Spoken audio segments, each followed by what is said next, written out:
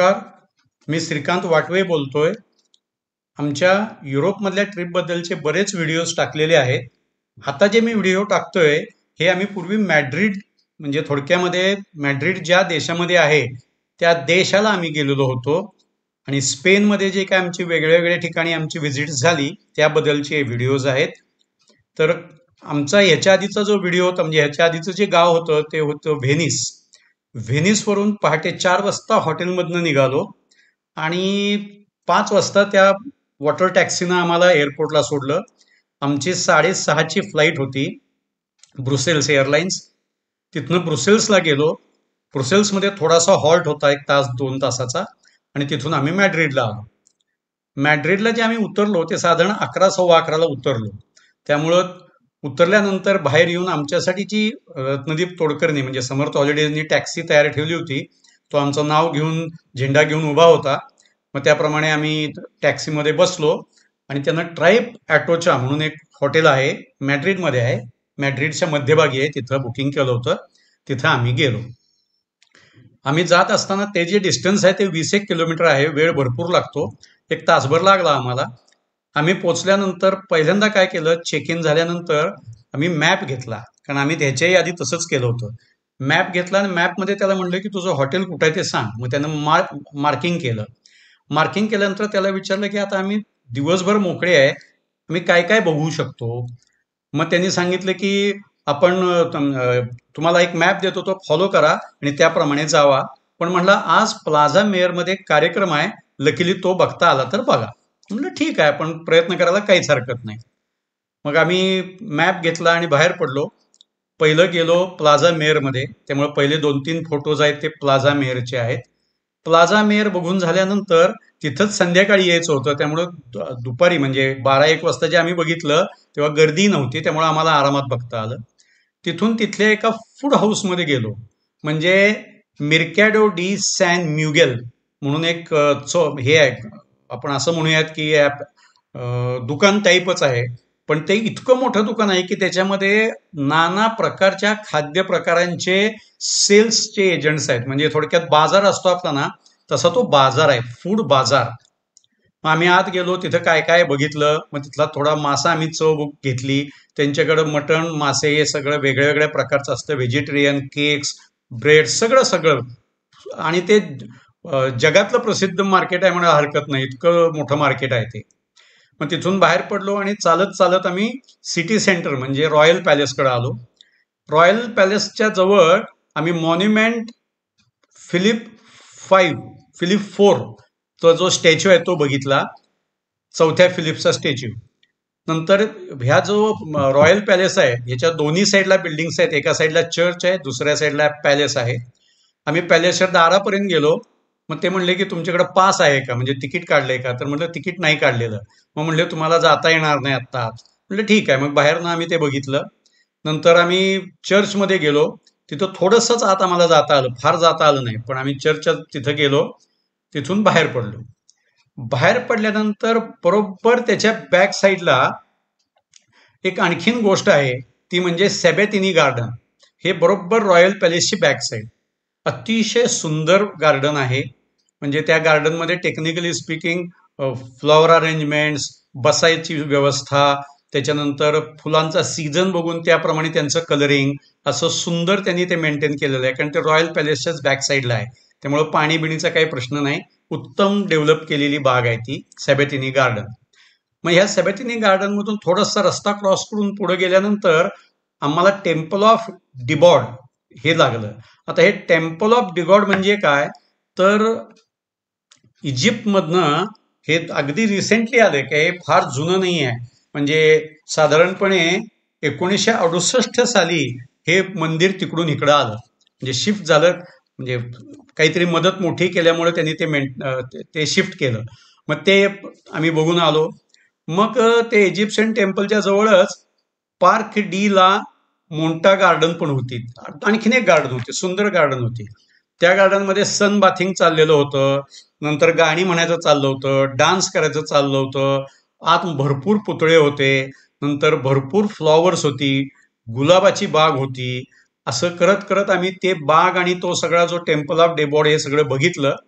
आणि त्याच्यानंतर आम्हाला लक्षात आलं की 5:30 वाजून आलेले आहेत, आता चालत आपल्याला जायचंय प्लाझा मेयरला.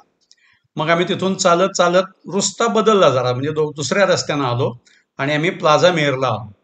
हे जे प्लाझा मेयर आहे, इथं आम्ही अशा ठिकाणी बसलो की आम्हाला कुठलं तरी बाजूने एक विदाऊट डिस्टर्बन्स आम्हाला व्हिडिओही घेता येईल आणि आम्हाला फोटोही घेता येतील. आता कदाचित तुम्ही तो व्हिडिओ बघतही असाल. त्यामुळे आम्ही तिथं जो कार्यक्रम होता, royal program, band march past वगैरे होतं, ते सगळं आम्हाला बघायला मिळालं. ते बघितलं आम्ही आणि तिथून ज्या रस्त्यानं घोडे बाहेर जात होते त्याच रस्त्यानं आमचाही रस्ता होता. कारण नंतर काय होणार होतं, तर तिथं जेवायला बसायची सोय असते, म्हणजे हॉटेल टाईप, म्हणजे कॉरिडॉरमध्ये. त्यामुळे नंतर चालता येत नाही, म्हणून आम्ही तिथनं बाहेर पडलो. बाहेर पडल्यानंतर एका हॉटेलमधून आम्हाला खायला घेतलं, कारण पहाटे 4 वाजता उठलो होतो, त्यामुळे लवकर जाऊन झोपणे हे आवश्यक होतं. मग त्याप्रमाणे आम्ही ते आवरलं, तिथनं बाहेर पडलो, जेवण घेऊनच गेलो, चालतच गेलो हॉटेलला आणि त्या दिवशीची रेस्ट घेतली. दुसऱ्या दिवशी सकाळी आमच्याकडं जवळजवळ दुपारी 2:30 वाजेपर्यंतचा वेळ मोकळा होता. मग परत मी काउंटरला गेलो आणि म्हणलं, अरे आता आम्ही आणखीन काय बघू, तिकडचं आम्ही बघून आलो. मग तो म्हणला की तुम्ही आता बॉटॅनिकल गार्डनमध्ये जावा, तिथं बऱ्याच गोष्टी तुम्हाला बघता येतील. मग आम्ही तिथनं चालत, त्यांना रस्ताही सांगितला कुठला बरा पडेल. मग आम्ही तिथनं गेलो. तिथनं म्युझियम नॅशनल डेल प्राडो, म्हणजे नॅशनल म्युझियम थोडक्यात बघायला गेलो.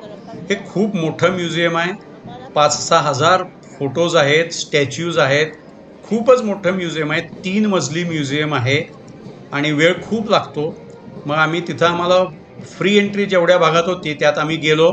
फक्त तिथं फोटो काढायची परवानगी नाही आहे, त्यामुळं तुम्हाला कदाचित आतले फोटो बघायला मिळत नसतील त्याच्यामुळं. मग आम्ही ते सगळं बघून घेतलं. बघून घेतल्यानंतर खाली परत बॉटॅनिकल गार्डनमध्ये आलो आणि मग आम्ही मॉन्युमेंट डो गोया म्हणून एक पुतळा आहे त्याच्या बाजूला गेलो. त्याच्या बाजूला जात असताना आम्हाला गार्डनमधले काही काही वेगळे वेगळे स्टेजेस बघायला मिळाले. म्हणजे त्यांनी एका वेगळ्या पद्धतीनं गार्डन्स डेव्हलप केली आहे. ते कदाचित तुम्हाला फोटोमध्ये बघतही असाल तुम्ही, तर ती गार्डन वेगळ्या पद्धतीनं त्यांनी डेव्हलप केलेली आहे. नंतर त्याच्याच जवळ एक कॅथॉलिक चर्च होतं, तेही बघितलं. ते बघून झाल्यानंतर एल्कॅसॉन डेल ब्यून रेट्रो म्हणून एक तिथं स्टॅच्यू म्हण किंवा असं एक मॉन्युमेंट केलेलं आहे, ते बघितलं आम्ही. आणि त्या मॉन्युमेंट बरोबर तिथं एक्झिबिशन पण होती, पेंटिंग्स वगैरे अशी काहीतरी मॉडर्न पेंटिंगची, ती बघितली. मग ती बघितल्यानंतर आम्ही प्युरेटा डी फिलिप IV ह्याच्या स्टॅच्यूपाशी आलो. त्याचंही स्टॅच्यू तिथंच आहे. नंतर तिथून थोडंसं पुढं आल्यानंतर स्टॅच्यू ऑफ जेनकिंटो बेनावेंटी हाही तिथं पुतळा आहे. आणि हा पुतळा झाल्यानंतर फाउंटेन डी ला अल्काचोफीला आलो आम्ही. आता हे जे फाउंटेन आहे हे तळ्याच्या मध्यभागी असल्यासारखंच आहे आणि ह्या तळ्याच्या भोवती तुम्हाला बऱ्याच गोष्टी बघता येतात. Great pond of L retro त्याला म्हणतात. तिथे एक मॉन्युमेंट ऑफ अल्फॉन्सो XII आहे, तेही आम्हाला बघायला मिळालं. म्हणजे थोडक्यात असं अर्धवर्तुळाकार बसायसारखं केलेलं आहे, म्हणजे त्याला असे पिलर्स वगैरे, फोटो तुम्ही बघितला असेल तर ते त्यांनी केलं आहे, ते बघता आलं आम्हाला. आता तिथं काही काही कासव किंवा काही पक्ष्यांचे किंवा काही ह्याचे पाण्यातल्या पक्ष्यांचे असे फोटो घेता आले, तेही टाकलेले आहेत. ते सगळं बघून झाल्यानंतर, तो पॉन्ड बघून झाल्यानंतर आम्ही मॉन्युमेंट टू मार्टिनेस कॉम्पोस ह्या एरियात गेलो. मग तिथून आम्हाला लक्षात आलं की आता आपल्याला रूमवर गेलं पाहिजे, कारण 2:30 वाजता तो टॅक्सीवाला येईल. मग तेवढ्यात आम्हाला एकानं सांगितलं, तुम्ही जाताना क्रिस्टल पॅलेस बघूनच जावा. मी क्रिस्टल पॅलेसही 2-4 फोटो दिलेले आहेत. मग आम्ही ते क्रिस्टल पॅलेस बघितलं आणि हॉटेलला परत आलो. हॉटेलला बरोबर 2 वाजता आलो.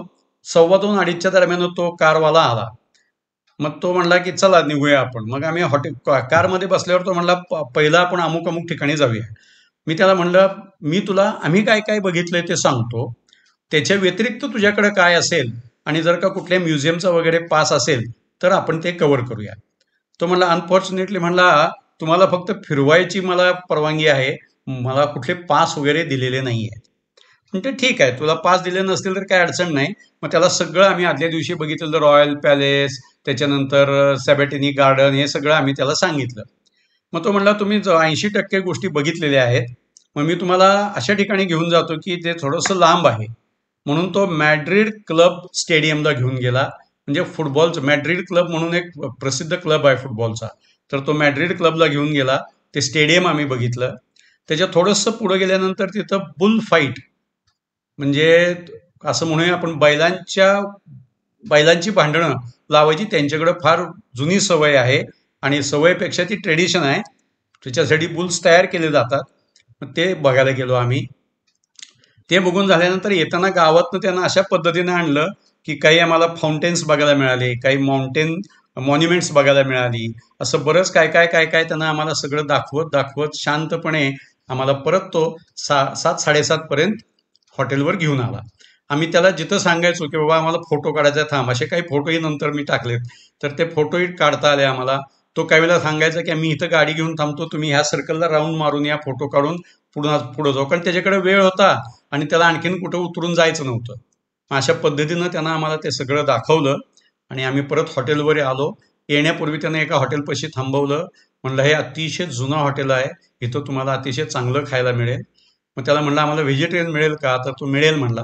मग आम्ही तिथं व्हेजिटेरियन फूड घेतलं आणि हॉटेलवर येऊन रेस्ट घेतली, कारण त्याचा नेक्स्ट डे सकाळी 10 वाजता आमचा पिकअप होता रेल्वे स्टेशनला सोडायचा पुढच्या गावाला जाण्यासाठी.